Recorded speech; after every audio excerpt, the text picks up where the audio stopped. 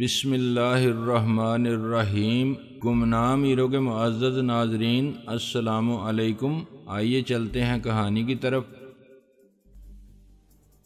اور شاہ عالم کی موت کی تصدیق ہونے کے بعد ان کی سیاسی دوڑ دھوپ تیز ہو چکی تھی، مگر سینئر نائب صدر تیمور نے ان کی کامیابی کی امیدوں کو خاک میں ملا دیا تھا۔ تیمور کے ساتھ پارٹی کا جنرل سیکرٹری اشرف بھی تھا، چنانچہ اکثریت کو وہی کنٹرول کر رہے تھے۔ اس کے باوجود شمس اور قریشی نے ہمت نہیں ہاری تھی، وہ اب بھی منصوبہ بندی کر رہے تھے۔ فوری طور پر نہ شمس پارٹی کا چیئرمین ہو سکتا تھا اور نہ قریشی شاہ عالم کے بعد سینئر نائب صدر کی حیثیت سے۔ تیمور خود بخود چیئرمین بن گیا تھا، لیکن ایک عبوری مدت کے لیے 2 مہینے کے اندر پارٹی کی ایگزیکٹو کمیٹی کو نئے چیئرمین کا انتخاب کرنا تھا۔ انہیں امید تھی کہ 2 مہینے میں وہ سیاست کے سارے داؤ پیچ آزما کے تیمور کا پتہ صاف کرنے میں کامیاب ہو جائیں گے۔ ایگزیکٹو کمیٹی کے بیشتر ارکان دور حاضر کی سیاست کے نمائندے تھے اور ایسے ہی جوڑ توڑ کے حربوں سے اوپر آئے تھے۔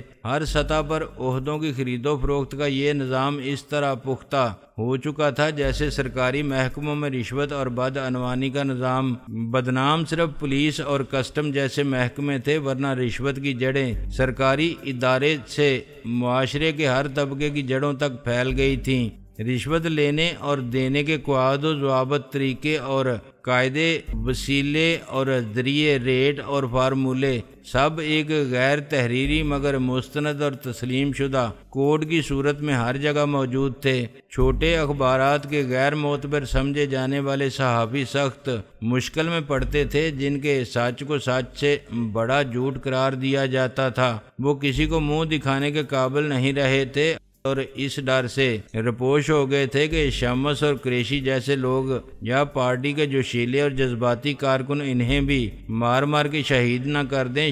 شام کے بعد ایک مشتعل ہجوم نے اس ریسٹورنٹ کو تباہ کر دیا تھا جہاں ایک جعلی شاہ عالم نے پریس کانفرنس کی تھی۔ ریسٹورنٹ کے مالک کا قصور یہ تھا کہ اس نے چشمدید گواہ ہونے کا اعتراف کر لیا تھا اور یہ بیان دیا تھا کہ شاہ عالم بہت دیر تک ابو بکر آزاد کے ساتھ بیٹھے باتیں کرتے رہے تھے۔ یہ شوشہ چھوڑنے کا مشورہ دینے والے میرے کرم فرما ابو بکر آزاد تردید یا تائید کے لیے کہیں دستیاب نہیں تھے۔ ان کی شریک حیات چلبلی کو بھی کسی نے نہیں دیکھا تھا۔ میں نے انہیں شریک راز کر لیا تھا اور یہ طے کرنے سے قاصر تھا کہ ایسا کر کے میں نے اپنے پاؤں پر کلہاڑی ماری تھی یا اپنے جھوٹ کی عمارت کو سہارا دینے کے لیے ایک مضبوط ستون تلاش کر لیا تھا۔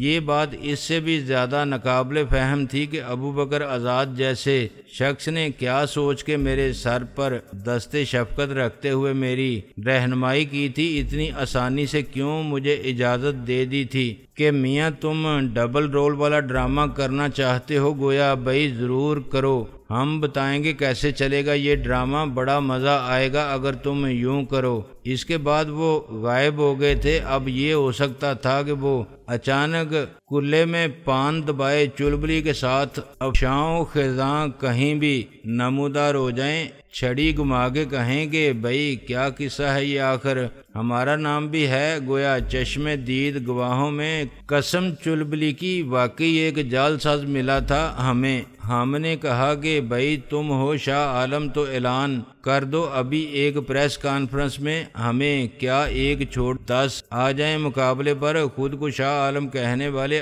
آخر میں ایک ہی رہے گا۔ خوب فرمایا ہے اپنے علامہ صاحب نے کہ سچائی چھپ نہیں سکتی، بناوٹ کے اصولوں سے نہ سمجھو گے تو مٹ جاؤ گے۔ اے ہندوستان والو، او ہو بھائی پورا نہ صحیح آدھا تو ضرور انہوں نے ہی فرمایا ہے، شرط لگا سکتے ہیں ہم گویا۔ اور یہ بیان آتا تو میرا دڑن تختہ ہو جاتا۔ گویا ان کے بعد سب سے زیادہ خطرناک گواہی ہو سکتی تھی شہید شاہ عالم کی بیوہ کی۔ شاہ عالم نہیں رہا تھا تو لوگ اس کے گھر کا راستہ تک بھول گئے تھے۔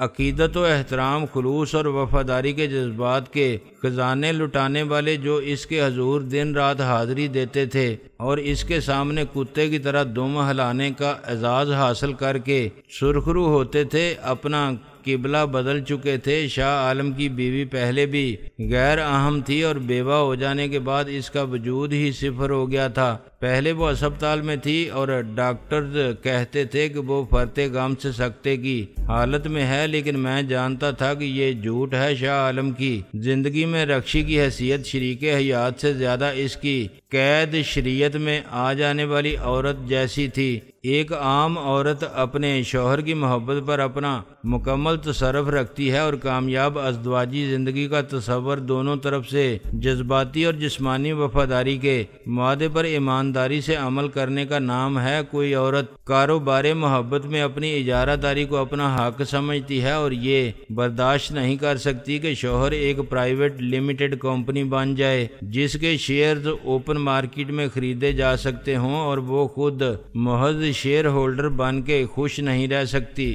رکشی عام عورت نہیں رہی تھی، وہ ایک اہم سیاسی جماعت کے چیئرمین کی ملکیت بن گئی تھی۔ اس کو یہ حق حاصل نہیں رہا تھا کہ وہ اس ملکیت کے حق سے انکار کر سکے۔ شاید کچھ عرصے وہ لا علمی کے باعث خود کو 100% شاہ عالم چیئرمین PJF کی شریک حیات سمجھ کے اپنی خوش قسمتی پر ناز کرتی رہی ہوگی۔ پھر رفتہ رفتہ اس کو پتہ چلا ہوگا کہ یہی اس کی بدبختی ہے۔ شاہ عالم صرف اس کا نہیں ہو سکتا کیونکہ اس کی پبلک لائف سے ہی اس کی لیڈری کا دھندا چلتا ہے۔ وہ سب کا ہے اور سب میں فرق رکھنا اور حد قائم کرنا خود شاہ عالم کے مزاج اور افتاد طبع سے مطابقت نہیں رکھتا۔ عام عورت طلاق یا خلا سے غلامی کی اس زنجیر کو توڑنے کا حق اور حوصلہ رکھتی ہے جو اس پر ازدواجی رفاقت کے نام پر مسلط کر دی جائے، مگر شاہ عالم نے اسے دو ٹوک الفاظ اور لہجے میں بتا دیا تھا کہ وہ اپنے پبلک امیج کو برقرار رکھنے کے لیے کسی گھریلو تنازع کے سکینڈل کا متحمل نہیں ہو سکتا۔ چنانچہ ہماری تہذیبی اور مشرقی روایت کے مطابق ڈولی آئی ہے تو اس گھر سے اس کا جنازہ ہی جا سکتا ہے۔ شاہ عالم کی موت سے اس کو وہ آزادی حاصل ہو گئی تھی جس کی تمنا ایک حسرت تھی، لیکن اس کا اظہار ایک ناقابل معافی جرم کا درجہ رکھتا تھا۔ یہ بات اس نے کبھی نہیں چھپائی تھی۔ میں جانتا تھا کہ فرتے غم سے سکتے کی حالت میں ہونے والی بات ایسا سفید جھوٹ ہے جو سب کو سیاہ نظر آ رہا ہے۔ وہ بڑے سکون اور طمانینت کے ساتھ اسپتال میں جا کے لیٹ گئی تھی تاکہ اسے سب کے سامنے رونے پیٹنے اور صدمے سے بے حال ہونے کا ڈرامہ نہ کرنا پڑے۔ اس سے تعزیت کے لیے آنے والے ہمدرد کتنے مایوس ہوتے اگر وہ زارو قطار نہ روتی، اپنی بیوگی کا ماتم اعلانیہ نہ کرتی اور سوگ میں کم سے کم 3 دن کچھ کھائے پیے بنا اپنی حالت قابل رحم حد تک خراب نہ کرتی۔ اسپتال میں وہ محفوظ تھی، نہ ہمدردی کرنے والے وہاں آ سکتے تھے اور نہ سوالات سے پریشان کرنے والے صحافی۔ وہ اطمینان سے وہاں جب تک چاہتی رہ سکتی تھی۔ اس نے ڈاکٹروں کو بتا دیا تھا کہ وہ کسی سے ملنا نہیں چاہتی اور انہوں نے پورے تعاون کا پورا معاوضہ وصول کرنے کے بعد اس کے گوشہ عافیت تک سب کی رسائی کو ناممکن بنا دیا تھا۔ رکشی کو معلوم ہوگا کہ عوامی جذبات کا یہ مصنوعی رد عمل ہفتہ 10 دن میں ختم ہو جائے گا۔ لوگ شاہ عالم کو بھی بھول جائیں گے۔ اس کی بیوی کا پہلے بھی کوئی نہیں تھا اور اس کے والدین کی تو شاہ عالم کے نزدیک اہمیت صرف اس لیے تھی کہ ان کی خدمت سے وہ ایک سعادت مند بیٹے کی گڈ ول بھی حاصل کرتا تھا۔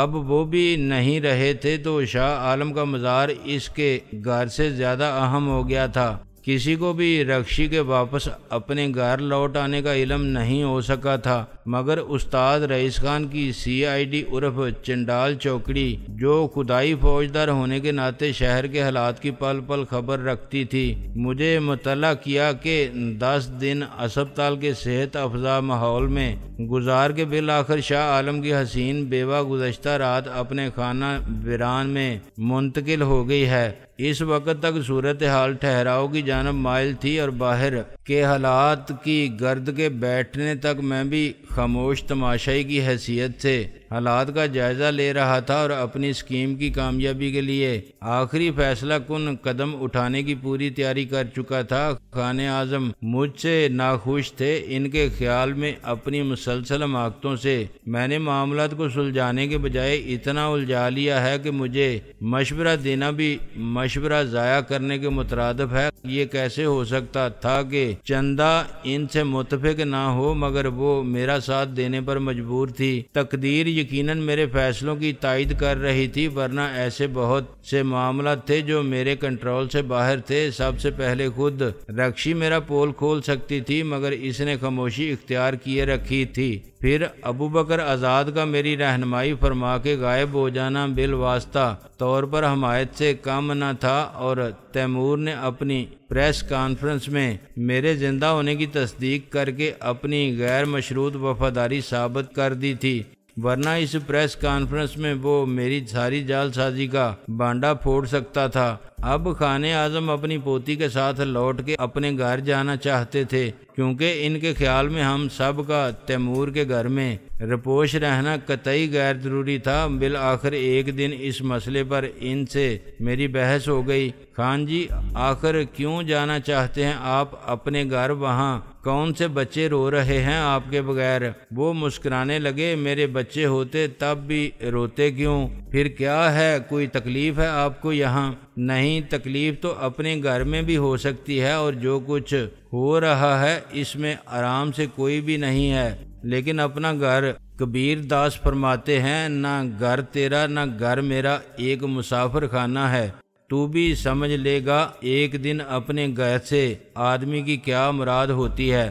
میں نے کہا مگر آپ کی ضرورت ہے مجھے، اور آپ جانتے ہیں کہ فی الحال میں وہ گیدڑ ہوں جو شہر کا رخ کرے گا تو شامت امال۔ جب ضرورت تھی تو میں تیرے ساتھ تھا، پھر آ سکتا ہوں اگر واقعی ضرورت ہوگی، مگر اچھا ہے اپنے معاملات سے نمٹنے کے لیے تجھے میری مدد کی ضرورت ہی نہ پڑے۔ فیصلے وہی ٹھیک ہوتے ہیں جو آدمی خود کرتا ہے، صرف خدا پر بھروسہ کرتے ہوئے۔ میں ویسے بھی سیاست کی ہیرا پھیری اور چال بازی کو نہیں سمجھتا، میری عقل ہی آؤٹ آف ڈیٹ ہو گئی ہے۔ خان جی، میں بڑی مشکل میں پڑ جاؤں گا۔ وہ ہنسنے لگے۔ پڑ جاؤں گا کیا مطلب ہے؟ تو مشکل میں پڑ گیا ہے اور آسانی تجھے راس نہیں آتی۔ جب میری عمر تھی تو میرا بھی ایسا ہی حال تھا۔ میرے لیے اپنے وقت کی مشکلات اور آزمائشیں اور سختیاں تھیں۔ یہ اگلی نسل کے مسائل ہیں جن کو میں نہیں سمجھ سکتا۔ اب تمہارا وقت ہے مشکلات سے لڑنے کا۔ تمہارے بعد والوں کی اپنی زندگی ہوگی اور نئی مشکلات۔ مطلب یہ کہ آپ کچھ کرنا نہیں چاہتے۔ ایسا سمجھنا چاہتا ہے تو ٹھیک ہے، میری عمر کے معمولات کچھ اور ہوتے ہیں۔ میں اب اتنا تیز نہیں دوڑ سکتا جتنی تیز رفتار یہ دنیا ہے۔ رستم زمان گاما پہلوان کی کشتی اور بروسلی کی فائٹ میں وہی فرق ہے جو کارتوس والی بندوق اور کلاشنکوف کے برسٹ میں۔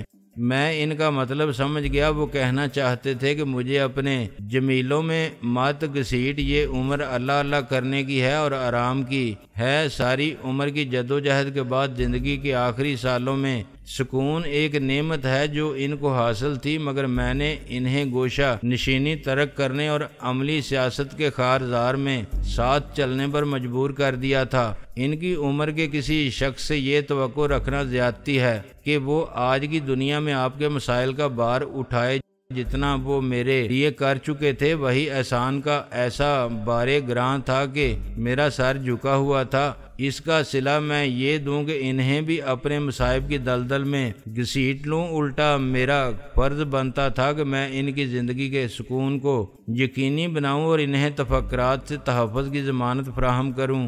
ظاہر ہے مجھے اپنی غلطی کا احساس ہو گیا تو میں نے خود انہیں گھر پہنچانے کا فیصلہ کیا۔ ان کے حق میں یہی بہتر تھا کہ وہ قمر اور ڈاکٹر فاروق کی طرح میرے سیاسی کیریئر سے الگ اور سارے خطرات سے دور رہیں۔ اگر میری وجہ سے انہیں نقصان ہوتا تو اس سے زیادہ دکھ اور ندامت کی بات میرے لیے کیا ہو سکتی تھی۔